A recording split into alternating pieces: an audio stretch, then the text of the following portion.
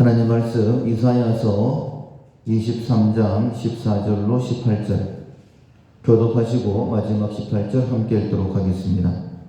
다시스에 되더라. 너희는 슬피 부르짖으라. 너희의 견고한 성이 파괴되었느니라.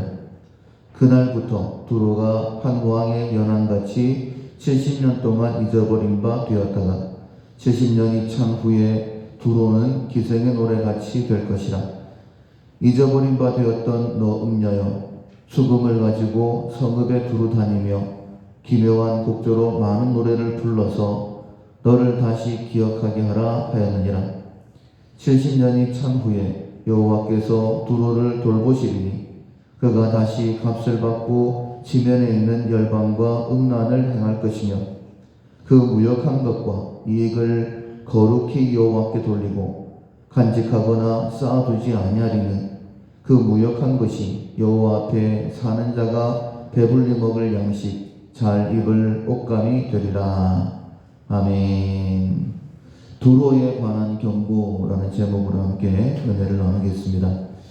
하나님께서 세계를 경영하신다라고 특별히 이사야서의 말씀을 통하여서 우리에게 말씀을 주시는데, 하나님은 이스라엘의 하나님이실 뿐만 아니라 세계 그리고 모든 역사의 하나님이신 것을 말씀을 통하여 우리에게 분명히 나타내십니다. 특별히 세계 정세가 급박하게 흘러가고 있는데 우리가 하나님께 돌아가는 것, 하나님께서 하나님의 뜻을 이루기 위해서 가장 선하게 인도하신다라는 그 믿음을 다시 한번 더 회복하는, 그리고 하나님께로 돌아가겠다라고 결단하는 우리 모두가 되기를 소원합니다. 서론 같이 읽어보도록 하겠습니다. 13장부터 23장까지는 이방 국가들에 대한 심판을 말씀하셨다. 이는 언약 백성들을 위한 중요한 메시지이다. 먼저 언약 백성들은 이방 국가들을 의지하지 말라는 것이다. 둘째, 이방 국가들조차도 하나님께서 심판하심으로 하나님께서 역사의 주관자이심을 알려준다. 셋째, 언약 백성들은 제사장 나라로서 이방 국가들이 복음 안으로 들어오도록 해야 한다. 두로는 무역으로 부강한 나라가 되었다. 그러나 그 재물이 자신들의 안전을 담보하지 못한다. 이방 나라들, 하나님을 알지 못하는 나라들에도 불구하고 하나님께서 그 나라들의 미래에 대하여 경고하시고 또 심판을 말씀하시는 이유는 크게 세 가지다라고 그렇게 요약을 해놨습니다. 첫 번째로는 하나님 외에 다른 것 의지하면 안 된다. 아무리 급박한 상황이라 할지라도 이방 나라, 주변 나라 의지하면 안 된다라는 것이고, 두 번째로는 하나님께서 이방 나라도 경고하시고 심판하시는 것처럼 세계 역사를 경영하시는 분은 하나님이시다라는 것을 말씀하시고, 세 번째로는 하나님께서 이스라엘을, 유다를 제사장 나라로 부르셨는데 그 사명을 감당하는 것이 마땅하다. 그 사명을 감당해야 된다라고 말씀하시는 것입니다. 1번, 두로를 향한 경고 같이 읽어보겠습니다. 두로는 베니게의 수도로서 독립적인 도시국가였다. 지중해의 해변 도시로서 무역으로 많은 부를 쌓았다. 그래서 바다에 왕래하는 시돈 상인들로 말미암아 부요하게 된 너희 해변 주민들아 라고 했다. 그리고 나일의 추수를 큰 물로 수송하여 드렸으니 열국의 시장이 되었도다 라고 했다. 그런 두로와 시돈이 황무하여 집이 없고 돌아갈 곳이 없게 된다. 그 멸망의 소식이 애굽까지 퍼지고 애굽은 큰 그 소식 때문에 고통한다. 무역으로 부를 축적한 나라가 멸망하면 그 무역 상대국도 큰 타격을 받는다. 두로에 대한 경고는 언약 백성들에게도 큰 충격이다. 유다는 결코 이방 국가의 힘이나 경제력을 의지해서는 안 된다. 교회는 오직 하나님만 의지해야 된다. 세상 권력을 의지하거나 경제력을 의지해서 무엇인가를 하려 해서도 안 된다. 교회는 삼위 하나님만이 유일한 피난처임을 기억해야 한다. 하나님께서 이스라엘 주변에 많은 나라를 두셨습니다. 그것은 이스라엘이 홀로 존재할 수 있는 나라가 아니라 주변 나라들과 함께 서로 도우면서 살아갈 수 있는 그런 공생의 관계이기 때문이죠. 우리 인생도 마찬가지입니다. 혼자 살 수 없죠. 반드시 누군가와 함께 도우며 살아가야 됩니다. 하나님께서 우리가 살아갈 수 있도록 돕는 자들을 많이 세워주셨습니다. 그러나 우리가 하나님이 아니라 사람을 의지하게 되어지면 그 무엇이든지 간에 의지하며 의뢰하는 것들을 제하여 버리시겠다라고 말씀하셨습니다. 두로와 시돈이 무역하는 나라로서 이스라엘에 도움을 주는 나라였습니다. 그러나 이스라엘 역시 두로와 시돈을 의지하게 되어질 때에 이스라엘도 망하게 되어지고 그가 의지하던 두로와 시돈도 망하게 되어진다라고 말씀하시죠. 성경 역사를 보면 두로와 시돈은 거의 전쟁에 휘말린 적이 없었습니다. 왜냐하면 서로서로에게 필요한 나라였기 때문이죠.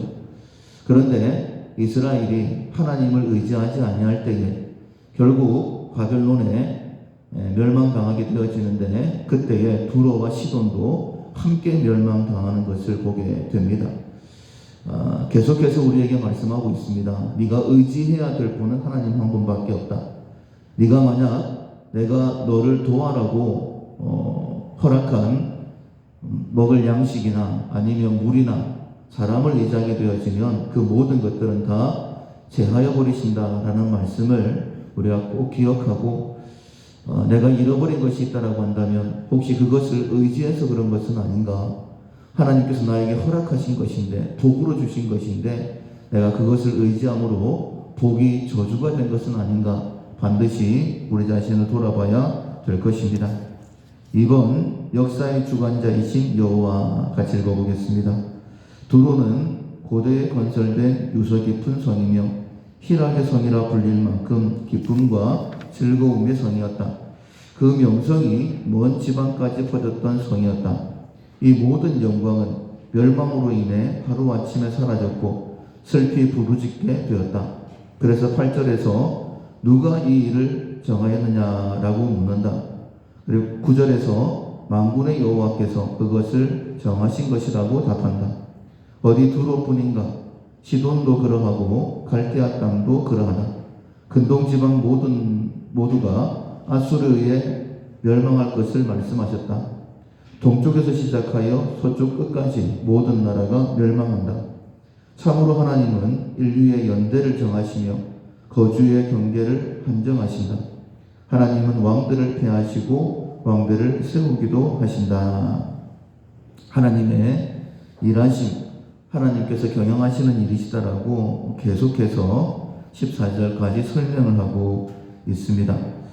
그리고 놀랍게도 15절부터는 하나님께서 이 두로와 시돈을 회복하신다라는 말씀이 기록되어져 있습니다. 먼저 15절을 보시면 그 날부터 두로가 한 왕의 연한같이 70년 동안 잊어버린 바 되었다가 70년이 찬 후에 두로는 기생의 노래같이 될 것이다. 기생이 어떤 노래를 부르는지는 모르겠지만은 잊어버린 것 같지만은 노래를 부르게 되어지면 특별히 떠오르는 노래는 없지만은 두망 뭔가 푸른 물에 이렇게 하면 누가 지었는지는 모르겠지만 그런 노래가 있구나 이렇게 생각이 되는 것처럼 두로와 시돈이 멸망을 당하게 되어지지만은 기생의 노래처럼 다시 한 번 더 생각나게 된다라는 그런 의미로 말씀을 기록하고 있는 거예요. 16절 17절도 마찬가지입니다. 잊어버린 바 되었던 너 음녀여 수금을 가지고 성읍에 두루 다니며 기묘한 곡조로 많은 노래를 불러서 너를 다시 기억하게 하라 하였느니라. 멸망당하면 끝입니다. 모든 사람들의 기억에 사라지는 것이죠. 그런데 하나님께서 70년이 되어지면 다시 너를 기억하게 될 것이다. 즉 옛 명성을 되찾게 될 것이다. 네가 멸망당하기 전에 무역하는 나라로서 많은 나라들에게 도움을 줬던 것처럼, 그리고 너도 부강하게 되었던 것처럼 그때가 회복될 것이다 라고 말씀하고 있는 것이죠. 17절에 70년이 찬 후에 여호와께서 두로를 돌보시리니, 두로와 시돈이 이렇게 회복되는 것은 여호와께서 돌보시는 것이다 라고 분명히 말씀하고 있습니다. 그가 다시 값을 받고 지변에 있는 열방과 음란을 행할 것이다 라고 말씀하시죠. 별로 그렇게 삶이 달라지는 것은 없는 것 같습니다. 그런데 18절에 보면 이렇게 말씀을 하십니다. 그 무역한 것과 이익을 거룩히 여호와께 돌리고 간직하거나 쌓아두지 아니하리니. 그러니까 예전에 무역을 했을 때는 자기 자신만을 위해 간직하고 쌓아뒀어요. 굉장히 교만했었습니다. 그런데 회복되고 난 다음에는 70년이 지나고 난 다음에는 전혀 다른 삶을 살죠. 그 무역한 것과 이익을 거룩히 여호와께 돌린다라고 되어 있습니다. 그러면 그것으로 하나님께서는 어떻게 하시느냐? 그 무역한 것이 여호와 앞에 사는 자가 배물리 먹을 양식, 잘 입을 옷감이 되리라 라고 말씀하시죠. 우리가 잠언서에 통해서 알 수 있는 것처럼 악인의 재물은 의인을 위하여 쌓인다 라고 말씀을 하셨어요. 그러니까 회복되어 돌아온 이스라엘, 하나님께서 그들에게 풍족함을 주시기 위해서 두로와 시돈 사람들을 다시 한 번 더, 하나님께서 원래 두로와 시돈, 이스라엘 사람들을 도와라고 옆에 두셨는데 그것을 회복시키셔서 다시 돕는 자들을 옆에 두셨다라고 말씀하고 있는 거예요. 그렇다면 한번 생각해 봐야 됩니다. 두로와 시돈 사람들이 어떻게 이렇게 변화가 되었을까? 하나님을 알지 못하는 이방인들인데 그것은 예언 때문이다 라고 말씀드릴 수 있습니다. 특별히 오늘 본문의 예언도 그 중에 하나일 것입니다. 장차 두로와 시돈이 이렇게 될 것이다. 바벨론에게 망하게 되지만은 70년 뒤에 회복되게 될 것이다 라고 말씀하시는 이 말씀 때문이죠. 망하기 전까지는 잘 모릅니다. 그런데 망하고 난 다음에야 이것이구나. 우리가 이제 마지막 시대에 7년 대환란이 있다라고 이야기하고 이제 전반기 때 나팔 재앙이 있게 되어지는데 나팔 재앙 때의 마지막 나팔에 우리가 호련히 변화되어 공중으로 끌어올려가죠. 그때에 끌려 올라가는 성도들도 있지만은 이 땅에 남아있는 성도들, 휴거되지 못한 성도들도 있습니다. 그런데 요한계시록에 보면 그 휴거의 장면을 보면서 이 남아있는 휴거되지 못한 자들이 하나님을 향하여 크게 찬송한다라는 내용이 기록되어져 있습니다. 그러니까 설마 그런 일이 있을까라고 하다가 하나님의 말씀이 이루어지는 것을 보면서 비록 자기 자신들은 휴거되지 못했지만은 하나님의 말씀이 그대로 이루어졌구나. 그리고는 남은 3년 반을 이겨낼 그 힘을 얻게 되는 것이죠. 두로와 시돈 역시 마찬가지입니다. 유다도 마찬가지예요. 설마 유다가 망할까? 예루살렘이 있는데, 하나님의 성전이 있는데, 그런데 망할 때에 알게 되는 것이죠. 하나님께서 말씀하시는 것은 그대로 이루어지구나. 두로와 시돈 역시 마찬가지입니다. 한 번도 전쟁에 시달려 본 적이 없는데 망하게 되면서 하나님께서 망하게 된다라고 말씀하신 그 말씀이 마음에 새겨지게 되는 것이죠.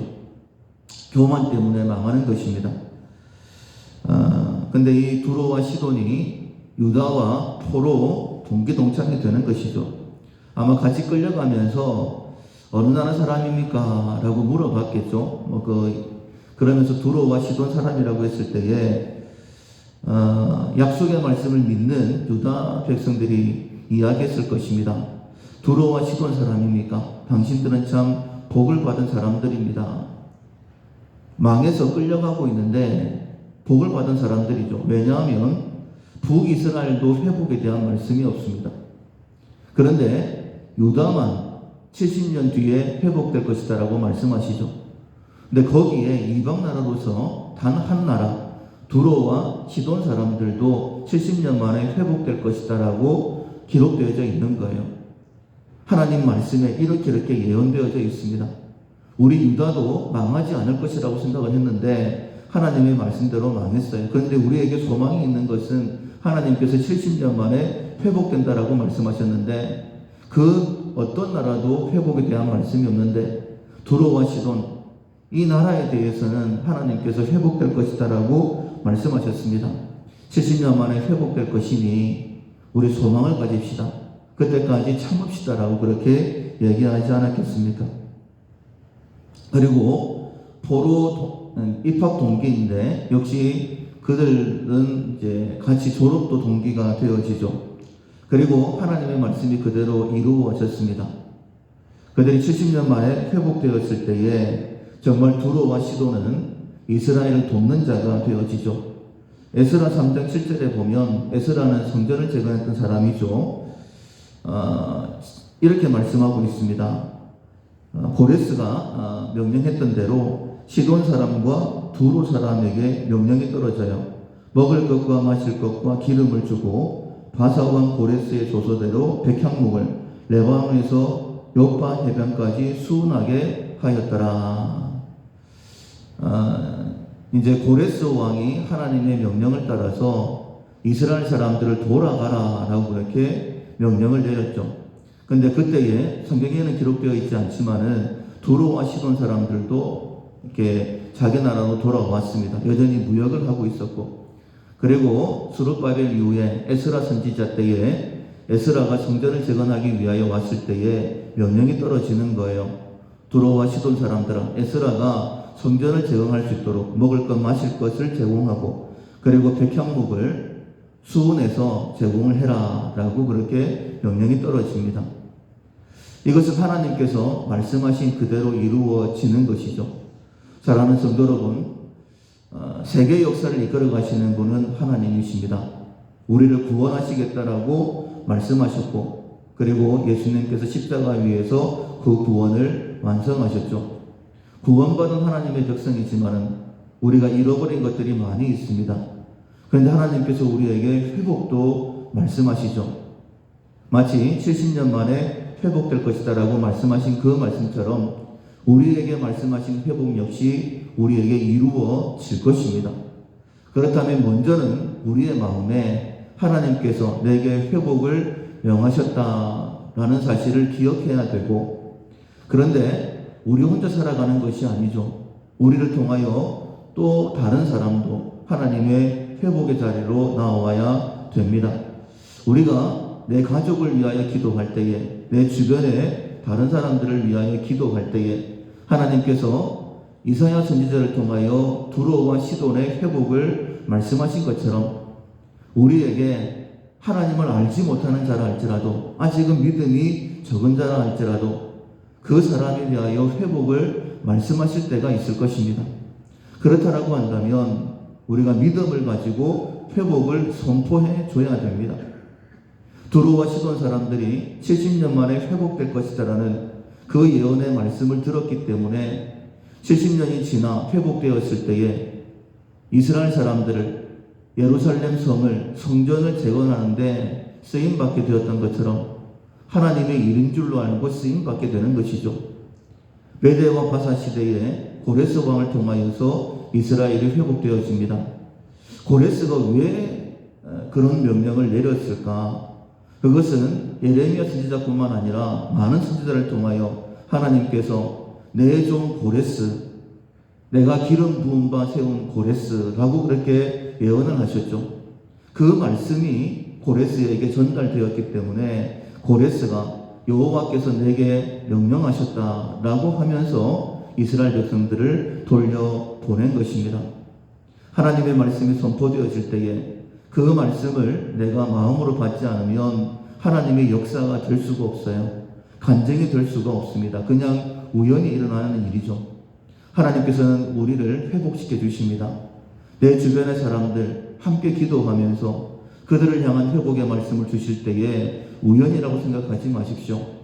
하나님께서 그들을 하나님을 섬기는 동력자로 세우시기 위해서 우리에게 말씀을 주시는 것입니다. 오늘 특별히 내 가족들을 위하여 기도하시고 또 내 주변에 복음을 들어야 될 사람들을 위하여 기도하실 때에 감동을 주시는 대로 그것을 선포하십시오. 지금은 그것이 이루어지기에 너무나 먼 것처럼 느껴진다 할지라도 말씀하시고 이루시는 분, 다발의 역사가 있는 분이 하나님이십니다. 함께 기도하고 나도 일어설 뿐만 아니라 내 주변의 사람들을 함께 일으켜 세워줄 수 있는 우리 모두가 될 수 있기를 주님의 이름으로 축원합니다. 아멘. 찬송가 340장.